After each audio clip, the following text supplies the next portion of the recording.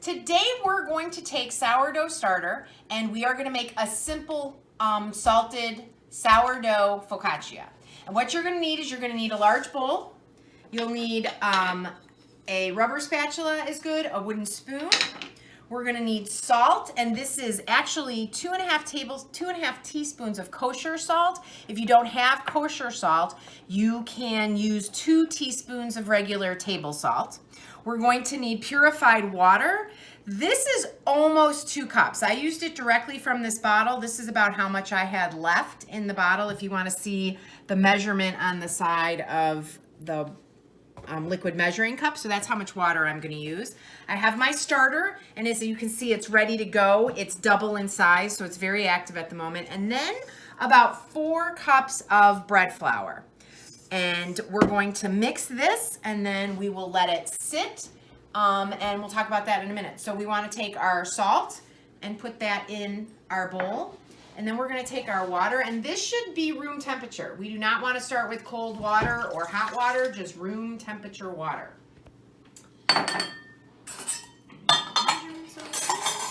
And then the measurement for our starter is a 1/4 cup to a 1/2 cup of sourdough starter. I am going to kind of eyeball it to say. I'm not going to measure it exactly. I don't want to work with it too much because I don't want to lose too much of the rising power in it. So I am just going to take I think I'm going to use a wooden spoon. It'll give me a nice scoop out of it. I don't want to lose too much height. And I am going to take it and scoop it, and that looks like about 1/4 cup. Get and drop it in. And I'm going to take a little more, just a little more. It won't be, it'll fall somewhere between a 1/4 cup and a 1/2 cup. Then what you do, and we will feed that later, we're just going to break it up into the bowl. It does not have to be mixed exactly. You just want to break it up a little bit into our water. And I already mixed the salt a little bit. And it's interesting because it seems kind of counterproductive to me. A lot of times when you use a yeast, if you add salt to it, it kind of kills it. So I'm going to leave the chunks like this. Then I'm going to take my 4 cups of bread flour, and I'm going to put about half in. I don't want to dump it all in at once. Then I'm going to mix this.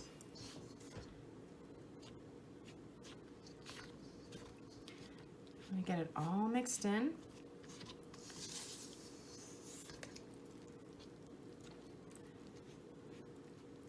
Just want to get it all wet before I add the next bunch.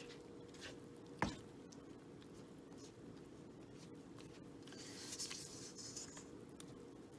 right, I think that's about good, and I'm going to put in the rest. You could do this in thirds if you want. I wouldn't go much more than that, 3 separate times putting it in. You don't want to work with dough too much. It starts to get, it'll get tough. That's why a lot of times when you're making bread, you have to rest, even if you're not using a yeast. Some recipes will ask you to let things rest. Cookies, when you're making some cookies, they might ask you to refrigerate them simply because they want the butter to harden up because you've been working with it. So the recipe, and we will give you a link to this recipe. I really like the sourdough recipes that this website has. I believe it's called Amanda Cooks. I've made a bunch of her recipes. She's got some great video guidance. She discusses a lot about the recipes, gives you some really good information, but you can be a little intimidated by it. So just take it one step at a time. All right, I think this looks good. I'm pretty happy with the way that this is mixed. So what I'm going to do is I am going to put it in a container, and we're going to let it rest for about a 1/2 hour. Now I'm using a straight-sided container. You can use a bowl. The nice thing about a straight-sided container is you can really see when it doubles in size, especially if it's kind of clear like this. That's really nice. I'm still going to put a rubber band on the outside just so I know where it started. But I'm really happy with these containers. You can get containers like this online. If you don't have a container like this, but you might have something like this in your house, All right, this is what I store flour in. You could use one of these. You can get these at Target. You can get them at Walmart. They're not very expensive. You can also probably go to the dollar store and get something. It might not be clear, but again, if you have the rubber band on the outside or you mark it on the inside with a piece of tape or, you know, I hate for you to use a Sharpie on the inside because we don't want that on our food, but if there's some way that you can mark it so you know, the dollar store would be perfect. All right, so I am going to take our dough and I'm going to put it in here. Let me get everything in here. And what we're gonna do is we're gonna come back in a half an hour and do what they call one pull. And I will explain that and show that to you when we come back. We'll just let it rest for a half an hour. And I don't believe I cover it at this point because it's only gonna be a half an hour, but we are gonna cover it. So have a towel, a tea towel or some type of towel standing by. All right, and let me do that so we can see where we're at. All right, and we'll be back in a half an hour.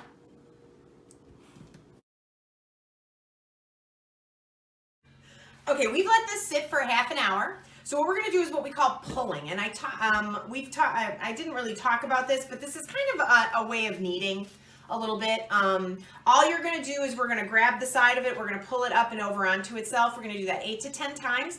I'm going to put a little olive oil on top of it, and then we're going to go ahead and let it sit for our, it could be anywhere 6 to 18 hours. Remember, you want to go by the visual cues. You don't need to be like, okay, now I've got 18 hours. I don't have to look at it again. Because it might be a shorter period of time. We don't know. All right, so all you need to do is make sure your hands are clean. And this is probably going to be a little sticky. You're going to reach in. You're going to grab the dough, pull it up and over.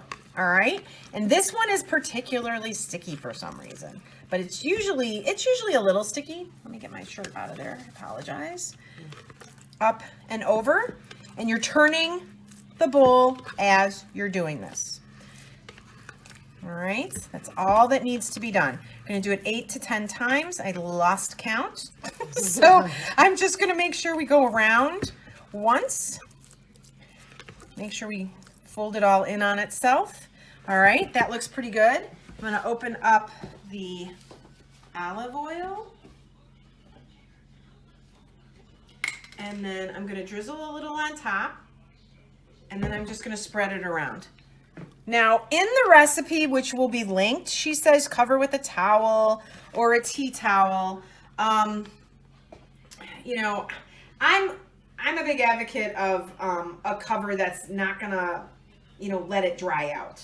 Even though you have this olive oil on it, what's gonna happen is as it rises, the olive oil is gonna kind of go down the sides.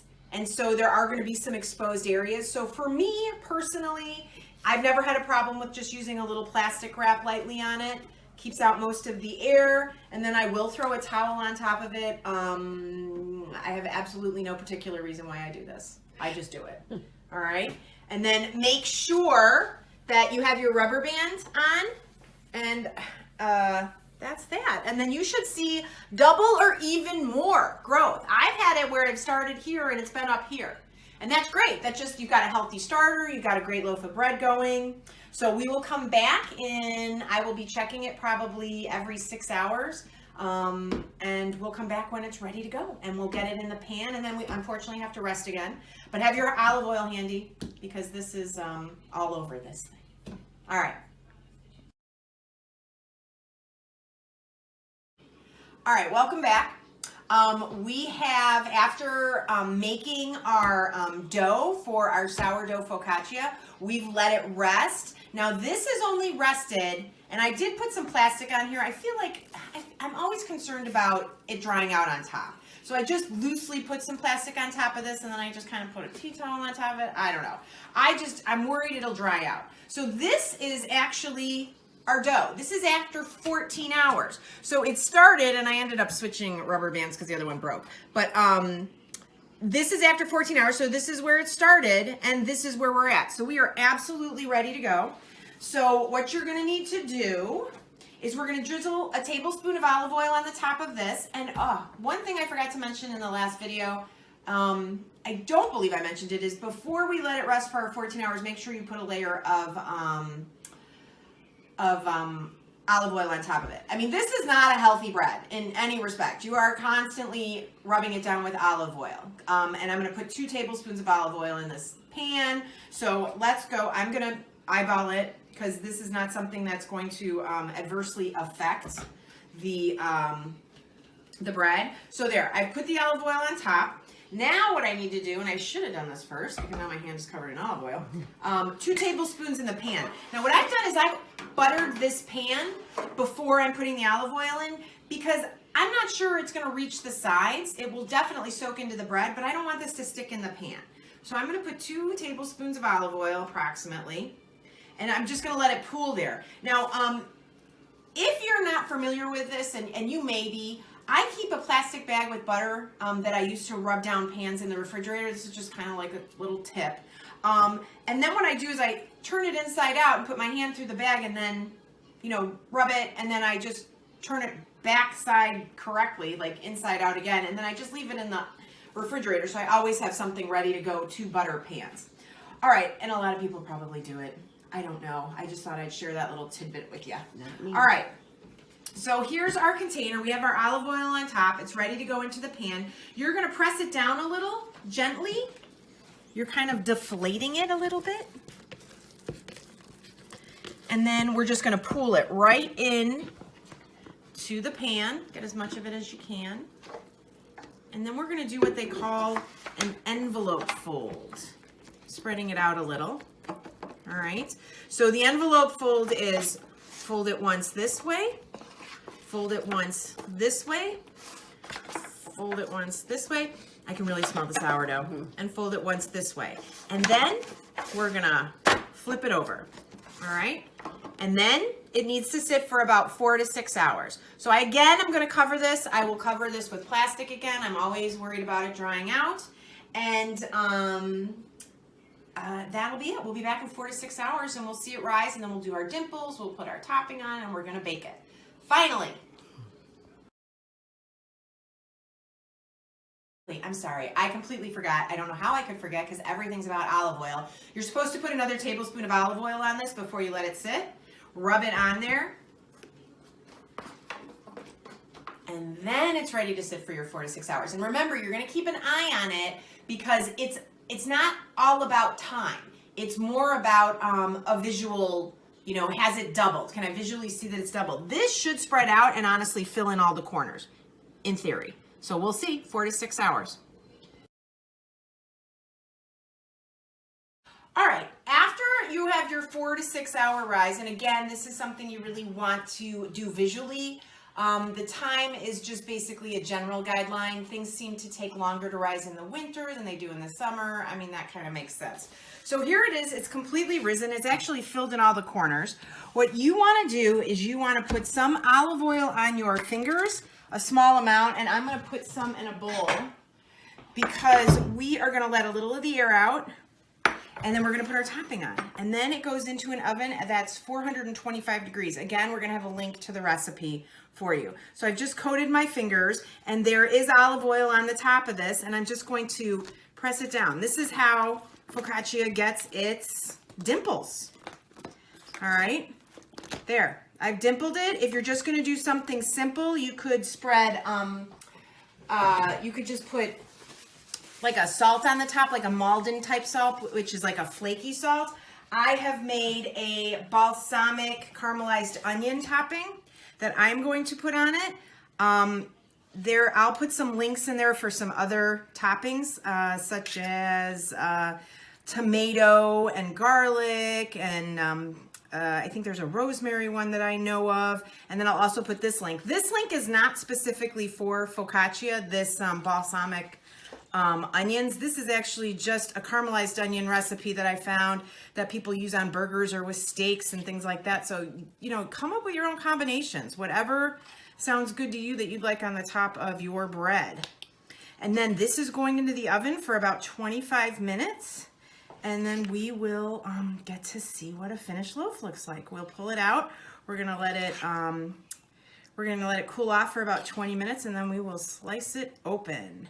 And I'm probably not going to use all of these, but I'm going to use a good amount This was a pound of onions, so this was a lot of onion, but you know, onions kind of, you know, they reduce when some of the water is released. Like, you know, think of spinach.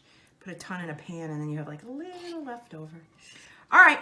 Okay, I'm going to take this. I'm going to put it in the oven for 25 minutes, 425. Here is the finished focaccia. As you can tell, it's got some brown around the edges, which is what we're looking for, and all the onion on it. What you want to do is let it rest in the pan for about 20 minutes, and then you can go ahead and cut it. I am going to take it out of the pan, I think, just so we can see it. And yeah, definitely if you use a pan like this, you definitely want to butter it first. Yeah, because it's not sticking to the pan at all. And then I want you to see how thick it is. Now this is not an exact 9 by 13. So if you haven't, this is a little shorter than that. So it's going to be a little fluffier than probably what you would have. And there you go. We just want to let that cool a little bit, and then we are good to go to serve it, store it, gift it, whatever you'd like to do with it. And it smells fabulous.